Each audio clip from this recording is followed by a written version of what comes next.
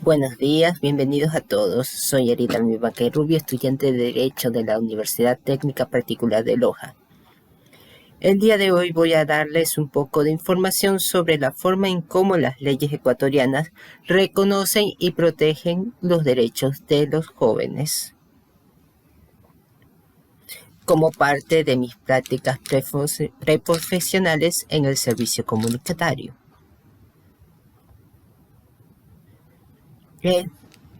Bueno, comencemos. Acorde a lo manifestado por Washington Salazar en uno de sus ensayos, y lo que vemos a nuestro alrededor, es muy poco común que la población en general conozca por lo menos los artículos de la Constitución referentes a sus derechos.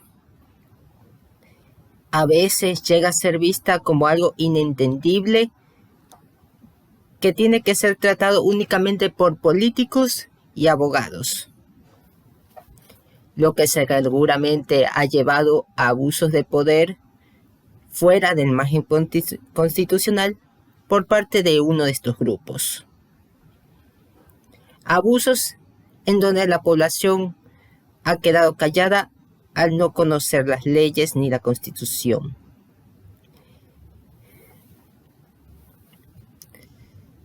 Por eso es que hay que entender que la enseñanza de la Constitución es fundamental, y por eso mismo les he traído lo que nos indica el artículo 39 de la Constitución referente a los derechos que tienen los y las jóvenes. Y dice: el Estado garantizará la educación, la salud, la vivienda, la recreación, el deporte, el tiempo libre, la libertad de expresión y asociación de los jóvenes. A su vez, también, dentro del mismo párrafo, el artículo nos indica que el Estado fomentará su incorporación al trabajo en condiciones justas y dignas, cosa que en muchos casos no ha pasado, con énfasis en la capacitación, la garantía de acceso al primer empleo y la promoción de sus habilidades y emprendimientos. Ninguna de estas cosas ha sido suficientemente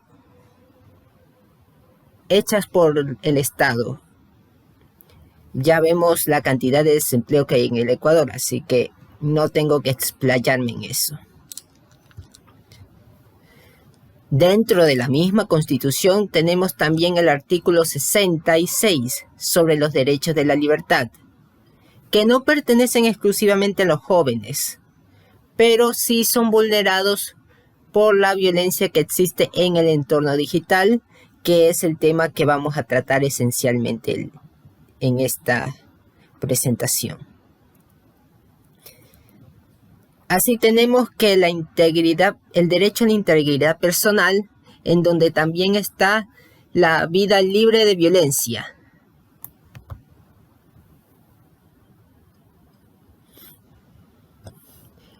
El derecho a la salud. El derecho a la salud es el principal derecho vulnerado, pues en el entorno digital, aunque no hay agresiones físicas, sí existen daños emocionales, los cuales requieren de una atención urgente para que no deriven en autolesiones o, una de las mayores consecuencias en esto, el suicidio.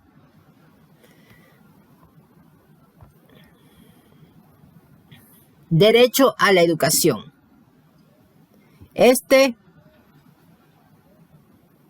Los problemas psicológicos llevan a una vulneración al derecho a la educación, pues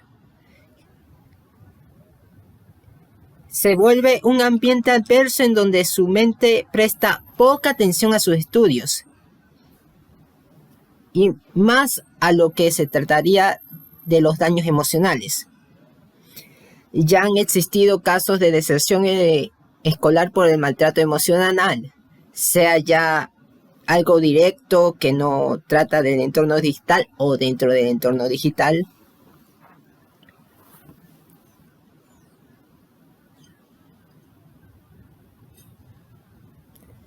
Ahora sí, vamos con las leyes.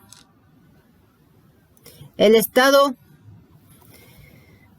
ha buscado mayormente la forma de punir estas agresiones, la forma de que sean penadas. Así es como tenemos el artículo 78 del Código Orgánico Integral Penal aprobado en el 2014, donde se trata la violación de la intimidad, en la cual no se permite que se acceda sin un consentimiento a la autorización legal, acceder, interceptar, examinar, rentar, sobre el derecho, sobre las grabaciones de audios o video, objetos postales, información contenida en soportes informáticos, comunicaciones privadas o reservadas de otra persona.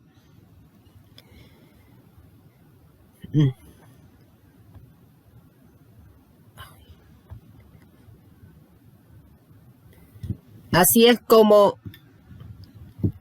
aunque el hombre es sociable, hay que entender que tiene algo que mantener en su vida privada. El hombre desea tener algo en su vida privada, el hombre y la mujer. No es como si estuviera todo público. La intimidad es un derecho que está siendo vulnerado por las distintas formas de violencia digital, tales como el grooming, el sexting, el bullying, donde se revela la información personal, donde se revelan sean grabaciones, audios, chats, etc. Sin embargo, aquí tenemos una limitante, que es el segundo inciso del artículo, en que se excluyen los actos de violencia sexual donde el delito fue grabado. Esto debido a que comúnmente el delito es grabado por el victimario, que posiblemente también se encuentre en la grabación.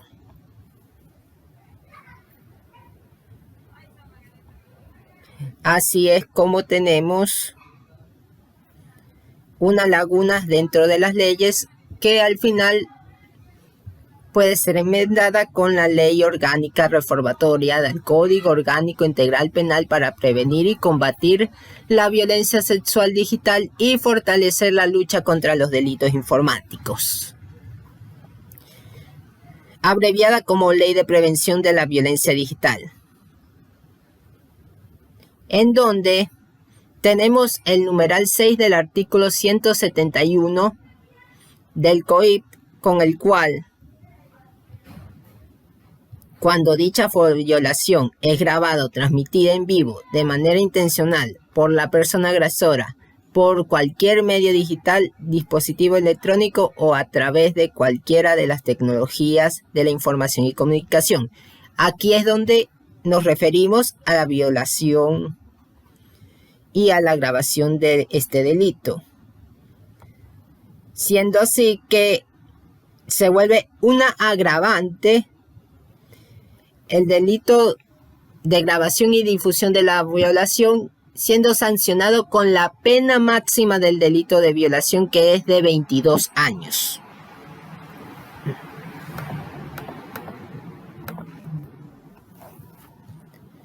Igualmente, la Ley de Prevención de la Violencia Digital se refiere al hostigamiento, incluyendo el artículo 154.2, un artículo que no existía y que fue agregado con la Ley de Prevención de la Violencia Digital en el COIP, donde el delito de hostigamiento, incluyendo en esto el entorno digital, se pena con 6 años a meses de pena privativa, 6 meses a 1 año de pena privativa de libertad.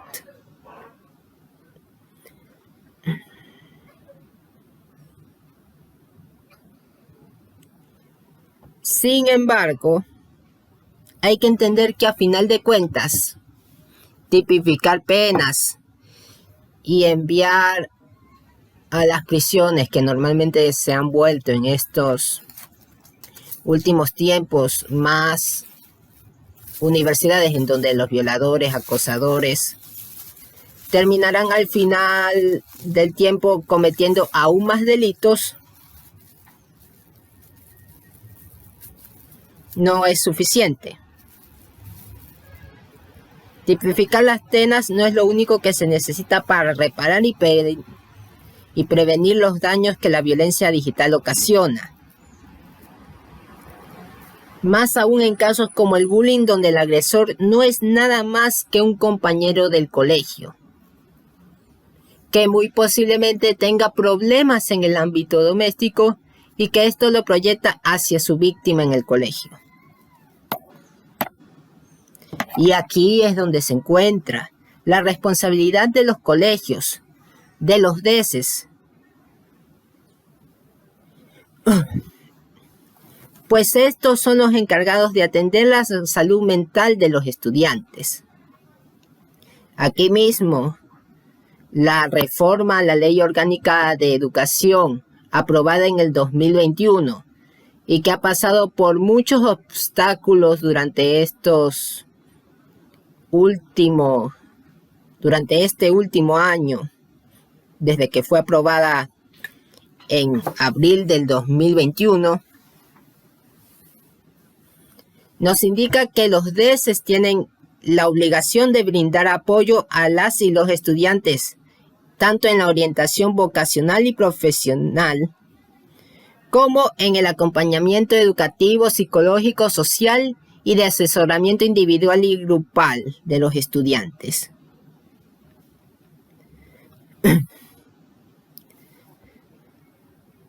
Y por eso mismo es que hay que entender que por dichos motivos resulta importante que los jóvenes entendamos los derechos constitucionales que tenemos y las leyes que nos amparan. El tiempo es corto y hay muchas leyes más que de una u otra forma nos ayudan, como el Código de la Niñez, la ya referida Ley Orgánica de Educación Intercultural, la Ley contra la Violencia Digital, la Ley contra la Violencia de las Mujeres, etcétera, que nos ayudan.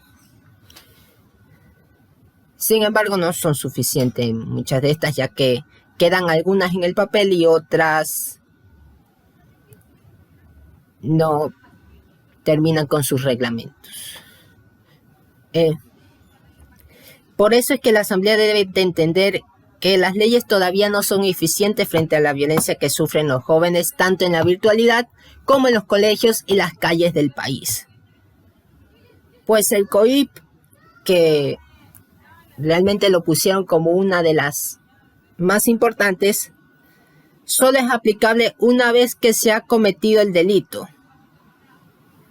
No hay dentro de él mecanismos de prevención óptimos contra la violencia digital.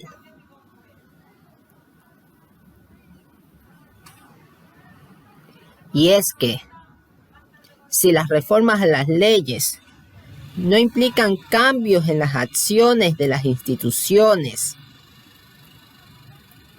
del Estado, estas no servirán para erradicar la violencia. Aquí les dejo las referencias que he utilizado para esta presentación.